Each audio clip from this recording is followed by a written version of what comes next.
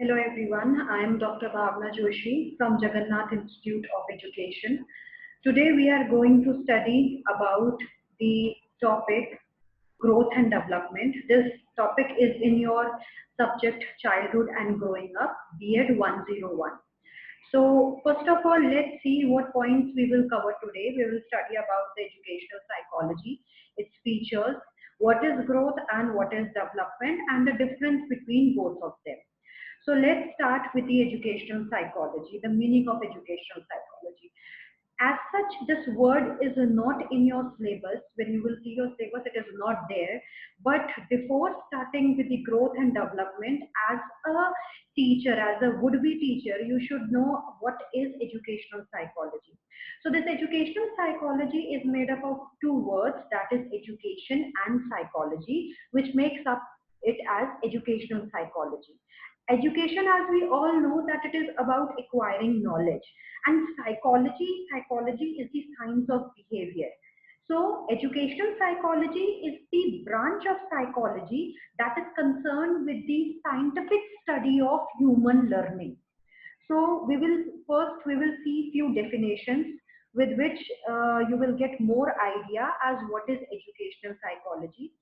And I have taken these three definitions of eminent psychologists. So every definition is giving a new perspective about what is educational psychology. So the first definition is given by the Skinner, and it says that educational psychology is the branch of psychology that deals with the teaching learning. That means educational psychology, as such, the name suggests it is related to education. The psychology, the branch of psychology that is related to education, and obviously education is related to teaching and learning process. So the next definition is given by Crow and Crow. So it says that educational psychology describes and explains the learning experience of an individual from birth through old age. See, this from this definition we can make out that educational psychology is something which starts from the birth and it goes till the old age, till the person dies. That means this psychology starts from the birth. It means that we are in a learning stage. You know, it is not only that you are learning in a school, you are getting information, you are learning in a school, you are getting degree, that is education. No, education is also about learning through your experiences.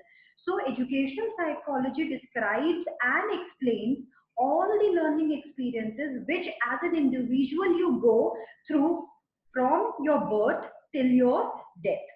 So the third definition is given by Peel. It says that educational psychology helps the teacher to understand the development of his pupil. See, obviously, as I say earlier, I said earlier also that educational psychology is related with the teaching learning process, and a teacher is an important part of this teaching learning process. So, educational psychology helps the teacher to understand the development of his pupil. Pupil means the learner, the range and the limit of their capability. See, every individual has his own ability and capability.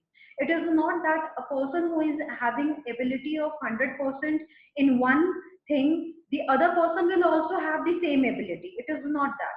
So educational psychology helps the teacher to understand the development of his pupil, that is the learner, about the psychology of the learner, the range and the limit of their capability, the process by which they learn, and their social relationships. How an individual learn. It is not that in a class of 40 students, every student will learn from a specific method only. It could be that one learner could be a gifted child, learner could be a slow child, a slow learner. So it depends on individual to individual. The capability and ability of individual differs from individual to individual. So the process by which they learn, this is this a teacher can know through educational psychology. And their social relationships. Here social relationships means that their relationship with their peer group. So on the whole, let's wrap it up that according to Peel, educational psychology helps the teacher to understand the development of his pupil, the range, the limit of their capability, the process by which they learn, and their social relationship, that is the peer group relationship.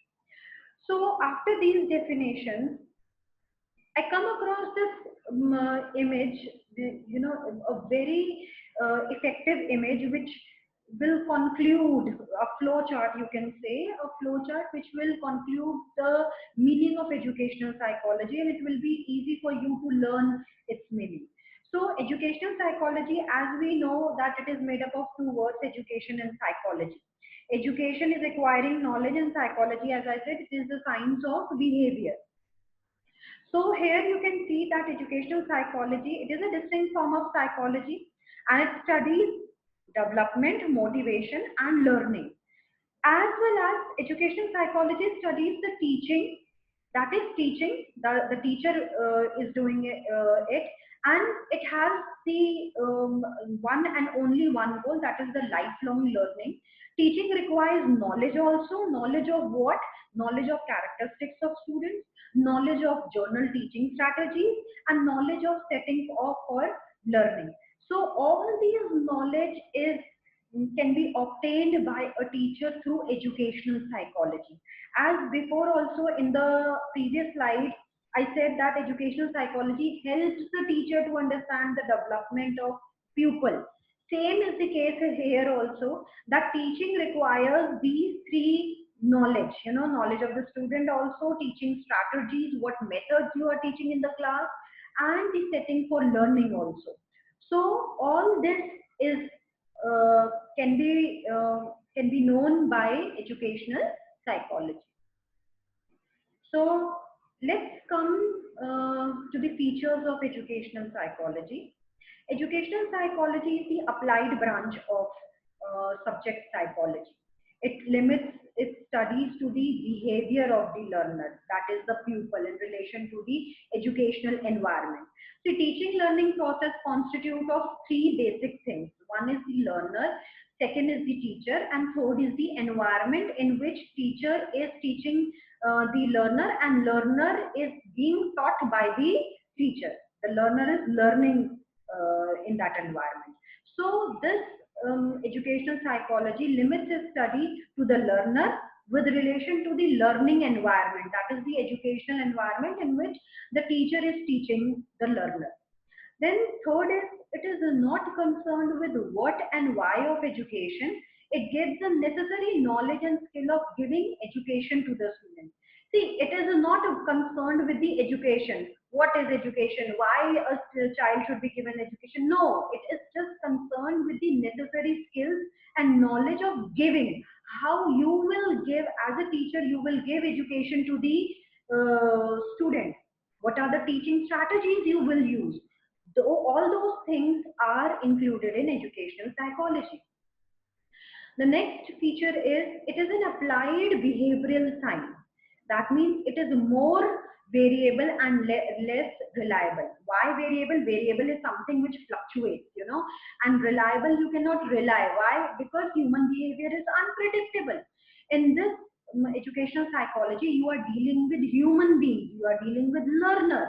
So the result is, it is more variable. It is not constant, it is variable. It will fluctuate from person to person, and it is less reliable because human behavior you cannot predict. It is not that if student A reacts to the particular situation in this way, then student B will also react to the particular situation in same way. No, it is not that. So the educational psychology is the applied behavioral science, and it is more variable and it is less reliable. So next feature is, educational psychology employs a scientific method and adopts a scientific approach also. See, it is psychology. It is psychology. I said that it is, the results are variable and it is not reliable. But then also I'm saying that it employs scientific methods. It adopts scientific approach, because always there is a cause and effect relationship between things. If this is happening, there is a cause of it, and because this happened, it will have this effect. So always there is a cause and effect relationship. That is the reason why we say that it employs scientific method and adopts scientific approach. The last feature of educational psychology is it is applied positive science, not a normative science. See, as such, there are two types of sciences. One is positive. Positive science is what actually is. You are telling the actual truth that yes, this is the statistics, this is the result which is coming up. It is not a normative science. That means it is not telling what ought to be. Ye hona chahiye. This ought to be. No, psychology doesn't believe in this. Psychology doesn't say that this should be, this ought to be, because we are dealing with the human behavior. So it is applied positive science. That is what actually should be. It is not a normative science. It is not something which should be like this. Okay. So because we are dealing with human behavior, as I told you earlier also. So I hope you understood the meaning of educational psychology and its features also. Now let's start with the actual topic from our syllabus, that is the growth and development. Now let's start with the meaning of growth. In our day-to-day life, we use this word, regularly, that growth ऐसी है बच्चे की, development ऐसा है बच्चे का. But do you really think that growth and development are same thing? What growth? The meaning of growth is same as what is development? No, it is not that.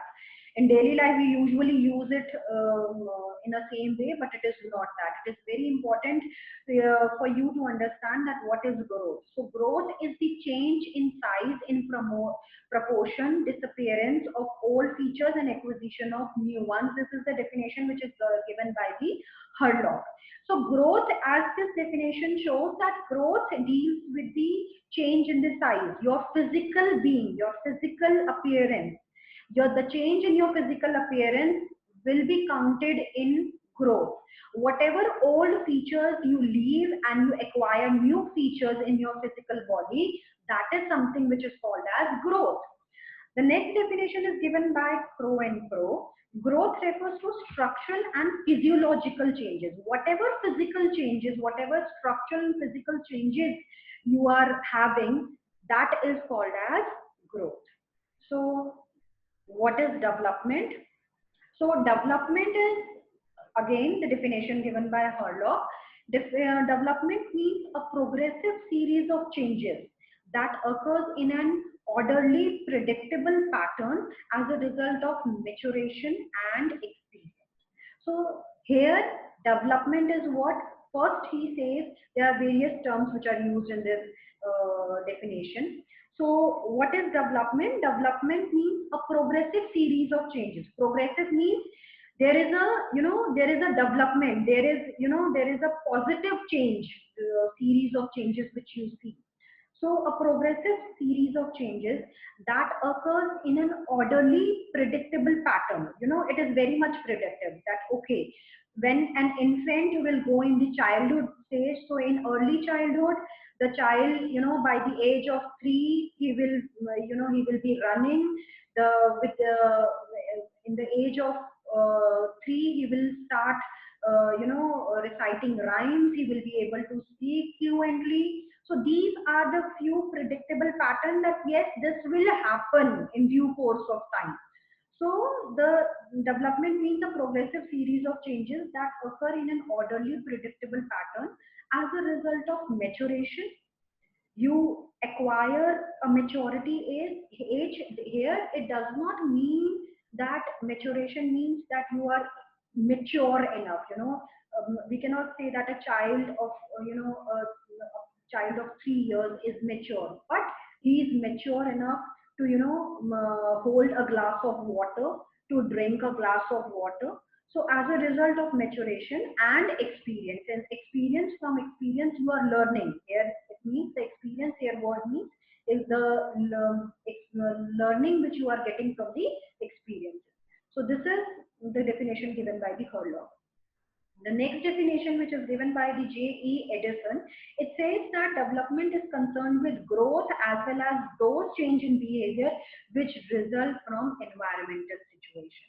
See, growth is purely related to the physical changes, whereas development includes growth also, as well as the change in the behavior of the child, which is due to the environmental situation in which the child is growing up. So the whatever behavioral changes a child is having due to the environment situations, that comes in the development. So this is the definition of growth and development. Now let's move to the difference between growth and development. So growth, it is, as I said, it is purely related with the physical term, that is the increase in size, length, height and weight, whereas development is related with the physical changes as well as the emotional, cognitive, social changes that are also included. Growth as such, because it is related to the only related to the physical changes, so it is quantitative. We teach, we learn about growth in the quantitative aspect, whereas development include the physical changes also, as well as the changes in his intelligence level, in his emotional level, in his social development. So it is related with the qualitative aspect also, and it is related with the quantitative aspect also. Growth describes the change which takes place in a particular aspect of the body. Your height is increasing. So a particular part of your body, there is a change in a particular part of the body. So that is growth. Development is it describes the changes in the organism as a whole. As a whole means the emotional part also changes. There is a development in emotional part also, the intelligence part also. So it describes the changes in the organism as a whole, not only related to the physical being. So growth does not continue throughout. It stops after once maturity is attained. The height of a person will increase till a certain age. It will not, doesn't go on and on and on till the death. Whereas development is a continuous process. It starts from the womb and it goes till the death. It is not that we cannot say that an elderly person of 80 years will not develop. Maybe that person will develop emotionally, that person may develop socially. So development is a continuous process. Then growth, it may or may not bring development, but for sure development is possible. It is not possible without growth.